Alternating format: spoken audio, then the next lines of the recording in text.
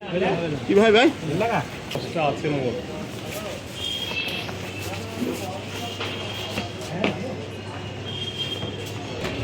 বেলডাঙ্গা কাণ্ডে পুলিশ হেফাজতে ধৃতদের জামিন নাকচ, তাদের পাঠানো হলো জেল হেফাজতে। এনআইএর পক্ষ থেকে বেলডাঙ্গা কাণ্ডে একটি মামলা তাদের হেফাজতে নেওয়ার জন্য আবেদন জানানো হয়েছিল। শনিবার বেলডাঙ্গা কাণ্ডে মোট 13 জনকে কোর্টে পেশ করে পুলিশ। এদিন তাদের জামিন নাকচ করেন বিচারক, পাঠানো হয় জেল হেফাজতে।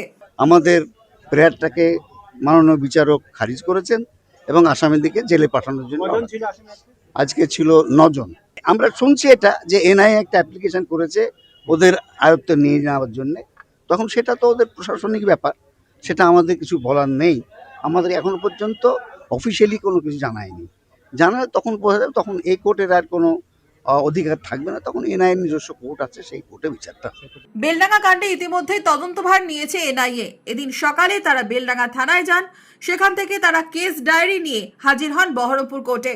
জানা গেছে এনআইএ এদিন বেলডাঙ্গা কাণ্ডে একটি মামলা তাদের হেফাজতে নেওয়ার আবেদন জানিয়েছে।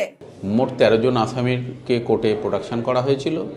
এই মামলায় প্রথমে পুলিশের পক্ষ থেকে 10 দিনের রিমান্ড চাওয়া হয়েছিল।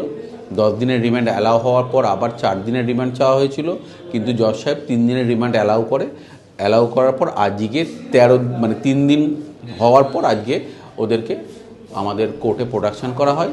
আসামি পক্ষ থেকে জামিনের জন্য হিয়ারিং করেছিল, জজ সাহেব জামিনের শুনানি করে রিজেক্ট করেন। ইতিমধ্যে এনআইএ থেকে মামলাটা নেওয়ার জন্য কোর্টের কাছে অ্যাপ্লিকেশন করা হয়েছে। একটি মামলা, ওনারা শুধুমাত্র একটা কেসের কানেকশানেই এসছিলেন, একটা কেসই ওনারা আপাতত নিয়ে যাচ্ছেন। পরবর্তীকালে যদি ওনারা মনে করেন বাকি রিলেটেড কেসগুলো আমরা নিয়ে যেতে পারি। মনমোহিনী হেলথ কেয়ার, স্বাস্থ্য সেবায় অটুট শ্রেষ্ঠত্বের শিরোপা। জেলায় প্রথম robotic knee replacement, cardiology with cath lab, neurosurgery, specialised trauma unit থেকে স্মাইল ট্রেন, একগুচ্ছ পরিষেবায় নিয়োজিত। Manmohini health care, quality care with personal touch, Baharampur শিল্পতালু।